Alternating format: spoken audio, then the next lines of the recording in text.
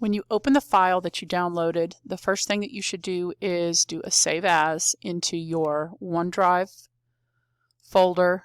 Make sure you add your period number and your last name before Mustang Collage. That way you don't, when you send it in, it doesn't get mixed up with other people's and overwrite each other. Okay, so you are being assigned a box on the grid.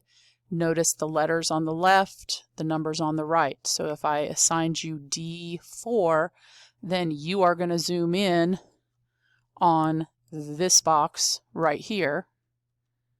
Okay, and you do want to zoom in close like that.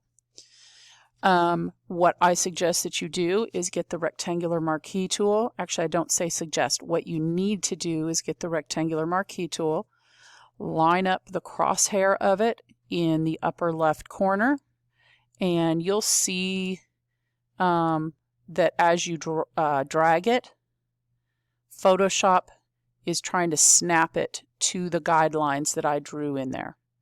So it's hard for you to make it be too big or too small. As soon as you get it, go ahead and go to the select menu and save your selection.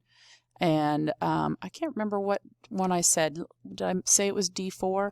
Go ahead and name it whatever the grid coordinates are. So if it was D4, name it D4. That way, if you have to open this up to work on it the next day, then it's automatically there. Now, if you zoom out here, you're not getting all of the detail in order to draw. However, if you zoom in, remember you can do that with the Control+ so that you can see the horse, and that might be a little bit too big because I see all the pixels. This is going to make it easier for you to draw. So you have lots of different methods that you can use.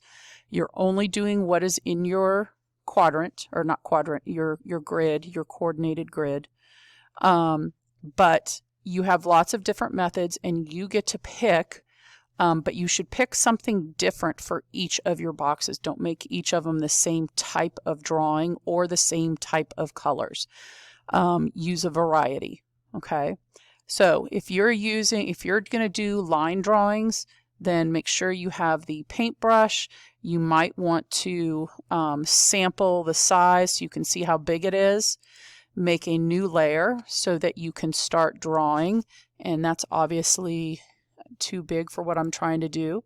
If you are in class, then you'll, depending on what method you're doing, you're going to want to get a tablet, a drawing tablet and pen, so that you can make your drawings more precise.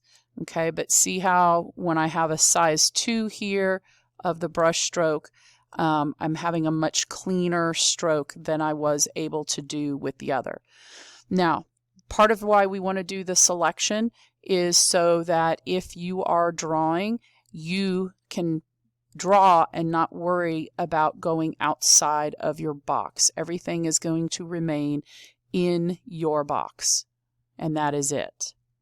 So if you wind up with multiple layers at the end of your drawing, and you need to see how I'm getting detail, whatever, and you need to merge them at the end, so you'll select them, use the Shift key to select multiple, or the Control key. Where did it go? And I'm going to merge layers. Don't merge it with the photograph, you're just merging the ones that you drew on, and then rename it your name and whatever that coordinate was, which I think was D4.